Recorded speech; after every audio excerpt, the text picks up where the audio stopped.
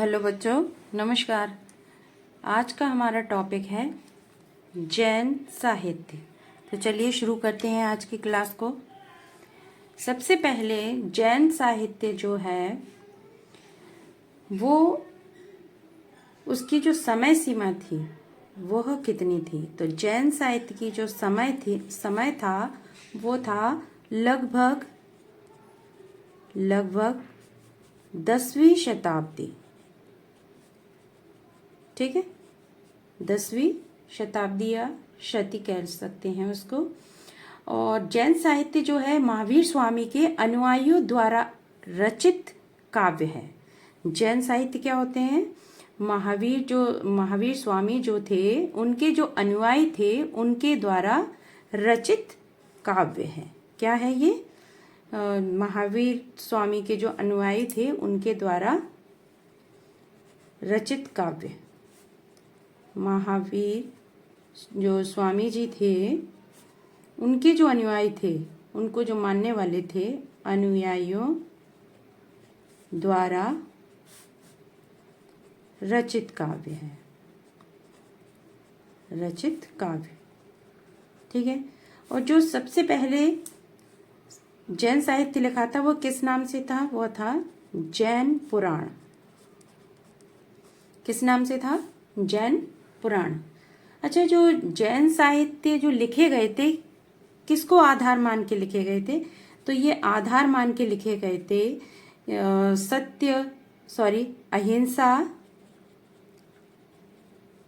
अहिंसा, दया और धर्म को।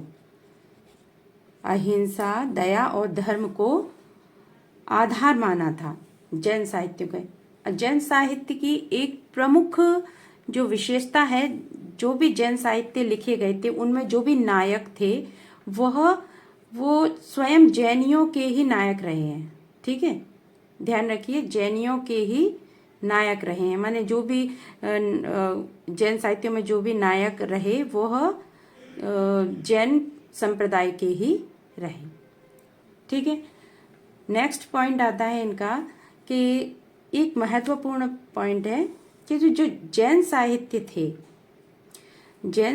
थे इसको सबसे ज्यादा मानने लायक साहित्य अगर कोई था तो वो जैन साहित्य था। ना तो वो रासो साहित्य थे और ना ही जो भी और लिखे गए थे पुराने नाथ साहित्य जो साहित्य थे, उन सब में यदि देखा जाए तो प्रामाणिकता में प्रथम स्थान जैन साहित्य का है। प्रामाणिकता में स्थान जैन साहित्य का क्या है? प्रथम। ठीक है, अब जैन साहित्य जो लिखे गए थे किस शैलियों में लिखे गए थे? इनकी जो शैलियां थीं वह प्रमुख 3 थीं, रास और चरित और फागु। ये 3 शैलियां थीं। इन 3 शैलियों में यह जैन साहित्य लिखे गए थे, जो कि जैसे प्रबंध काव्य जो भी लिखे गए थे, प्रबंध काव्य वह रास शैली में लिखे गए थे, और जो मुक्तक काव्य लिखे गए थे वह फागु शैली में लिखे गए थे। ठीक है, इतना ध्यान रखिए कि जो प्रबंध काव्य थे वह रास शैली में लिखे थे और जो मुक्तक काव्य थे वह फागु शैली में लिखे गए थे। ये यहाँ से कई सारे प्रश्न आते हैं। ठीक है, इतना आया समझ में। अब चलते हैं आगे कि जो जैन साहित्य का जो प्रथम साहित्यकार है, ऐसे समझते हैं कि जैन साहित्य का प्रथम साहित्य कौन सा है? तो वह है श्रावकाचार्य। यह क्या है? श्रावकाचार्य क्या है? प्रथम साहित्य। किसका? जैन साहित्य का। ठीक है, श्रावकाचार्य ये जो है ये प्रथम साहित्य है, और इसके जो रचयिता हैं वो हैं देवसेन। कौन है इसके रचयिता? देवसेन हैं। और ये कौन सी ईस्वी में लिखा गया था? तो यह था 933 ईस्वी में। इसमें कितने दोहे थे? तो इसमें 250 दोहे थे। ठीक है, समझ में आया कि श्रावकाचार्य प्रथम साहित्य था कौन, किनका? जैन साहित्य का। और इसके जो रचयिता थे देवसेन थे। और किस सन में रचा गया था? 933 ईस्वी में। और कितने दोहे थे? 250। यहीं से प्रश्न आते हैं आपके, ठीक है, कोई भी कंपटीशन हो उनमें यहीं से क्वेश्चन बन के आते हैं कि प्रथम साहित्य कौन सा है जैन साहित्यों का, उसके रचयिता का नाम बताइए, उसके सन का नाम बताइए, कितने दोहे थे, इस प्रकार से। अब नेक्स्ट नाम आता है कुछ जो साहित्यकार थे जैन साहित्यों में। तो सर्वप्रथम नाम आता है स्वयंभू का, ठीक है, स्वयंभू। तो स्वयंभू जो थे, अब देखिए स्वयंभू को प्रथम कवि किसने माना? जैनियों का प्रथम कवि किसने माना? तो वह थे राम कुमार वर्मा। राम कुमार वर्मा ने स्वयंभू को क्या माना? प्रथम कवि, प्रथम कवि माना। किसको माना? राम कुमार वर्मा ने प्रथम कवि माना स्वयंभू को, ठीक है। अब इनकी स्वयंभू की रचना कौन सी है? तो पयुम चर्यु, ठीक है।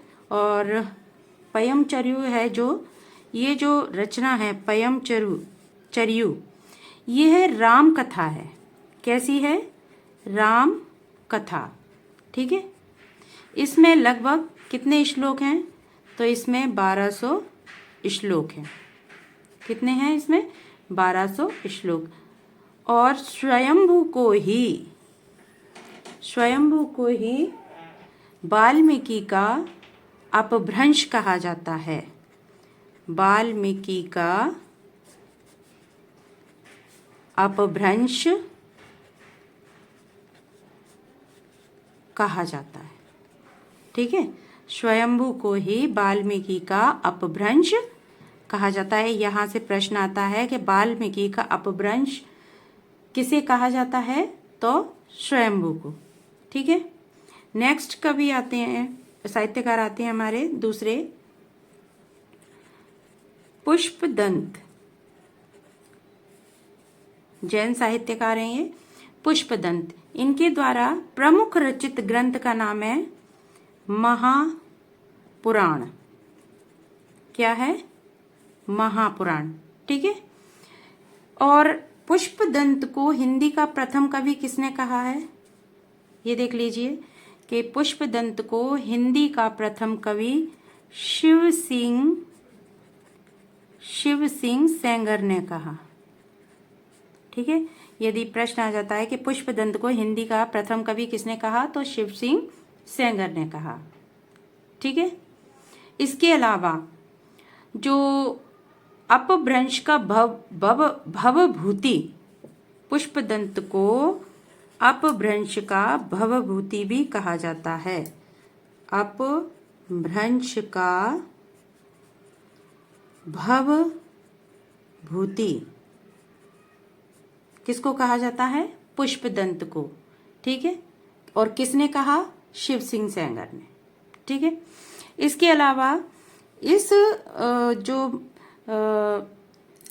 ये जो काव्य है महापुराण, इसकी एक विशेषता है कि इसमें कृष्ण कथा का वर्णन है। इस पुराण में किसका वर्णन है? कृष्ण कथा का वर्णन है, ठीक है। जो महापुराण है उसमें किसका वर्णन है? कृष्ण कथाओं का वर्णन है, ठीक है। और इनको पुष्पदंत को एक तो अपभ्रंश का भवभूति भी कहा जाता है और एक अपभ्रंश का वेद व्यास भी कहा जाता है। क्या कहा जाता है? अपभ्रंश का वेद व्यास, ठीक है। पुष्पदंत को अपभ्रंश का वेद व्यास भी कहा जाता है, ठीक है। इनकी पुष्पदंत की एक और रचना है जिसका नाम है जसहर चर्यु। क्या है? जसहर चर्यु, ठीक है। जसहर चर्यु। तो एक इनकी रचना हो गई महापुराण। देखिए प्रश्न सिर्फ यहीं से आते हैं, ठीक है। अब देखिए तीसरे जो साहित्यकार हैं उनका नाम है राम सिंह। ठीक है, इनके द्वारा जो रचित काव्य है उसका नाम है पाहुड़ पोहा। क्या है? राम सिंह के द्वारा जो रचित काव्य है उसका नाम है पाहुड़ पोहा। इसमें सिर्फ जो पाहुड़ पोहा है इसमें इंद्रिय सुख की निंदा की गई है। इस ग्रंथ में इंद्रिय जो सुख हैं उनकी निंदा की गई। यहाँ से सिर्फ इतना ही प्रश्न आते हैं। नंबर 4 आते हैं धनपाल। धनपाल धनपाल की जो काव्य है उनका है रचित काव्य भविष्यत कथा। ठीक है, भविष्यत कथा। बस ये थोड़े से ही यहाँ से प्रश्न आते हैं कि धनपाल का रचित काव्य का नाम बताइए, तो भविष्यत कथा। इसको ऐसे ट्रिक से भी हम याद कर सकते हैं कि धन की आवश्यकता होती है भविष्य के लिए। इस तरीके से धनपाल भविष्यत। राम सिंह को पाहुड़ पोहा, राम सिंह पोहा बनाते हैं, इस तरीके से याद कर सकते हैं हम। नेक्स्ट हैं जो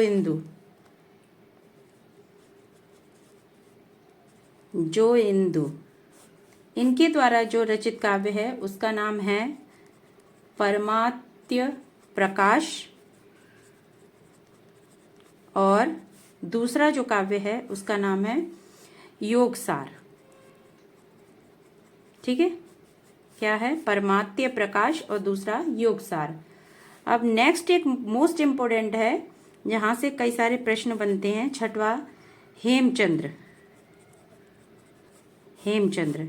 इनके द्वारा जो रचित है काव्य उसका नाम है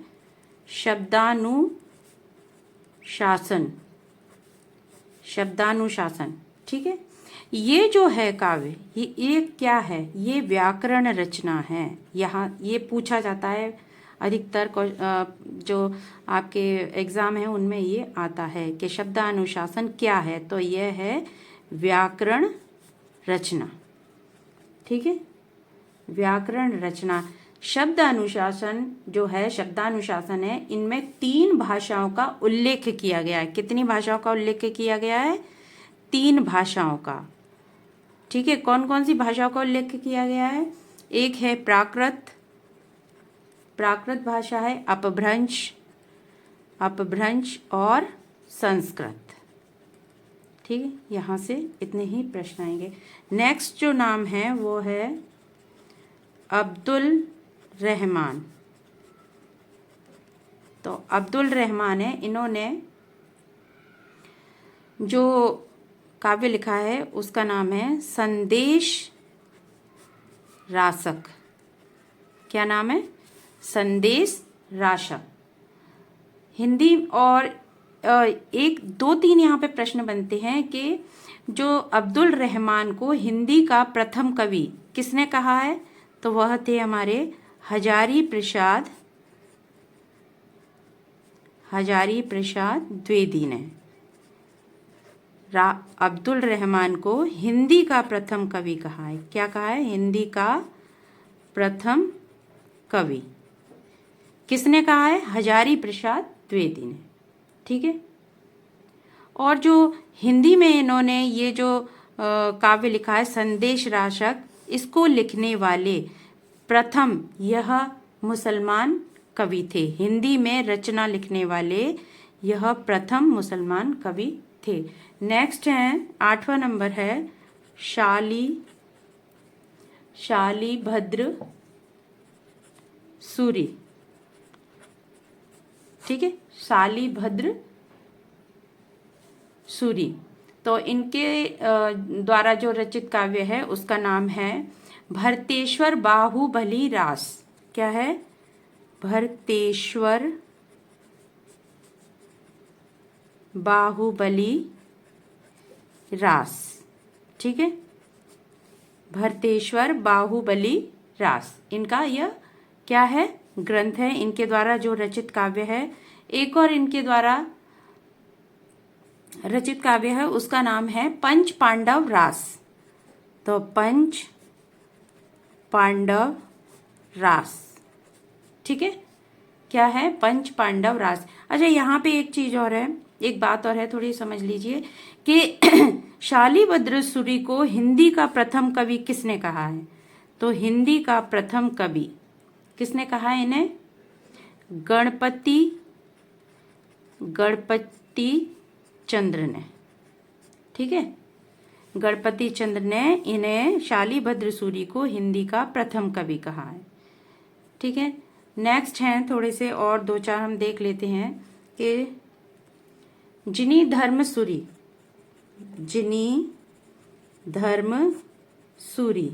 इनके द्वारा जो रचित काव्य है उसका नाम है स्थूलीभद्र